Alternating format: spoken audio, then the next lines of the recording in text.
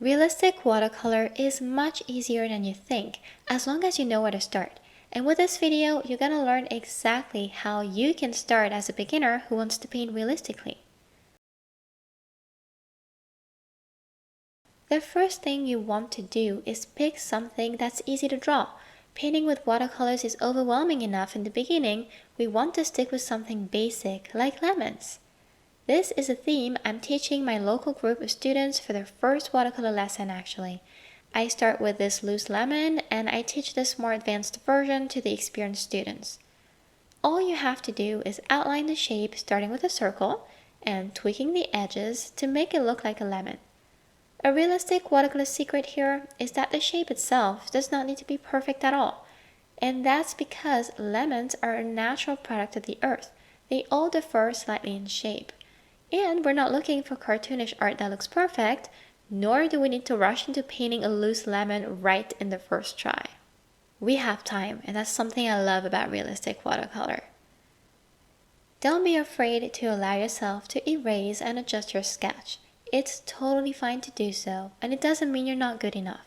I've been teaching online and locally for the past 2 years, and I still fix my sketches several times if I need to. Find a subject that is easy to color. It's better to start with something that doesn't involve a whole bunch of colors when you want to learn realistic watercolor painting. That's why I picked lemons once more. It's fairly easy to paint. I wouldn't pick a parrot for a first attempt. However, there's a trap many beginners fall into when they want to paint something simple like a lemon. They just use one color, here yellow.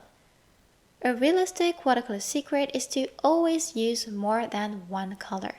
For a lemon like this one, even though it appears to be just yellow with some shadows, I picked yellow but also quinacridone gold. It's an earthy orange tone. And also this color called deep scarlet. It's a dark red.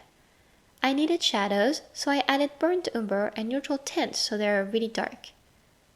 Using several colors makes your painting more realistic and not cartoony.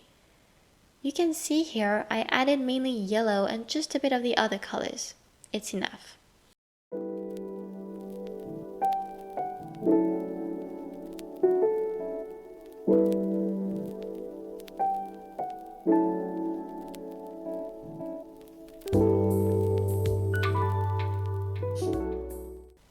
Find a subject that doesn't require a background. You can easily paint your lemon and leave the background blank, while still having it look realistic and easy to paint. It would be a different story when you go for a full landscape right away, or a painting like this one where other elements might make you feel overwhelmed.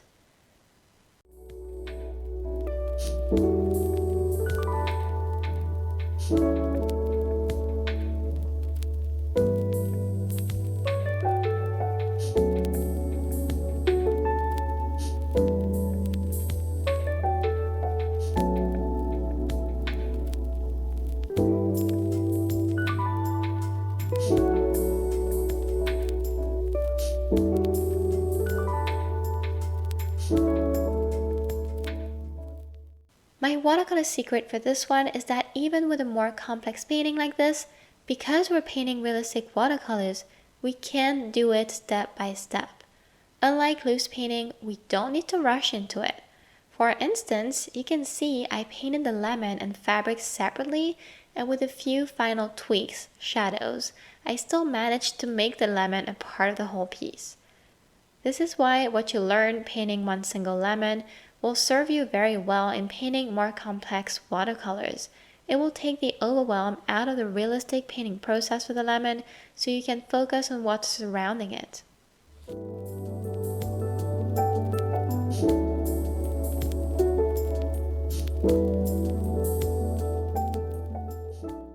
You need to layer. While it's possible to paint realistically enough without much layering, and this simple beginner lemon here would be proof of that, adding a layer, maybe two, will contribute to building depth in your painting, to make it more 3D and interesting. As realism lovers, we have the gift of patience and enjoying this phase. It can also make us feel sometimes as though watercolor is not for us because it's supposed to be loose, or at least that's what we're led to think with short form videos and popular watercolor topics, but it's not. Don't let this discourage you or feel like you need to change your style.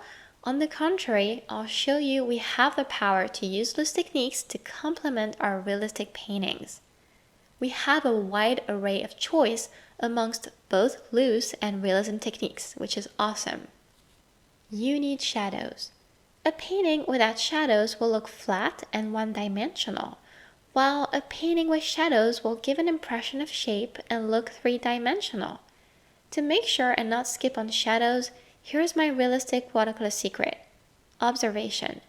Light always shines, unless we're in total obscurity.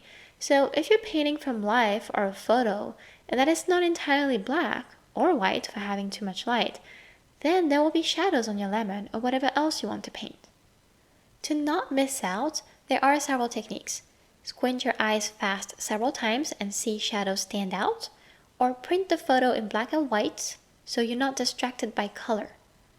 Remember, I picked burnt umber and neutral tint, a color that looks like black. I always include a dark color in my palette like these two to make sure and have my shadows built up. Some artists could have used blue here. It depends on taste, but generally you cannot be afraid to make some parts of the painting darker. It will be key in making your painting look realistic. Notice how in the level up version, I'm not afraid to make some parts of the fabric really dark to bring out shape.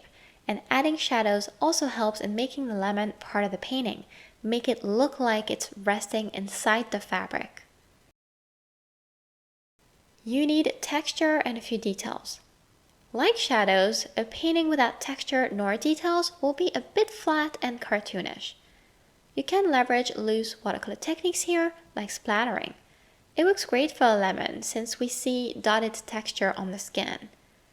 In my simple version here, it looks a lot better as soon as I add the splatters. On the level up version, I made sure the splatters were smaller, more refined to add to the natural look of a lemon. In both cases, again, darker paints come in handy so those splatters show on top of a lighter layer. A watercolor secret is to make them a tad darker than the lemon color. You can add a bit of burnt umber or any brown to yellow, for instance. You also won't need a lot of detail for realism. Besides splatters, the only detail I added here was this dark dot at the tip of the lemon. It takes a bit of practicing. We know how easy we can overwork a painting, and that was my case more than once. But this is something you will learn to get a feel for in time, so the best is just to go for it and keep practicing. I know it's very cliche, but you know that the more you do it, the more you will love it and the better you'll get. You need highlights.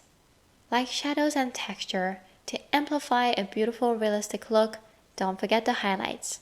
Realistic watercolor is awesome because unlike loose watercolor, you don't have to plan for your highlights ahead of time like I did here. Instead, you can add it on top of the rest later. My realistic watercolor secret weapon for highlights is to use white gouache. I find it's very effective. It can be sharp, or you can mix a little water to the gouache to make the highlight more translucent. You can even take it off if you like.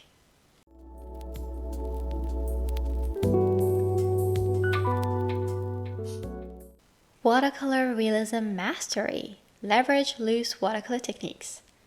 An advanced watercolor secret for realistic paintings that look drop-dead gorgeous is to mix in a little bit of the looser techniques into your realistic painting. For example, here, the fabric is pretty detailed and realistic in the foreground and middle ground, but to make it look like it's out of focus, I worked on wet paper a lot more on top so the colors would spread out, look less neat, but reinforce the blurry look. To be able to pull this off, you want to master water control so you become comfortable painting backgrounds.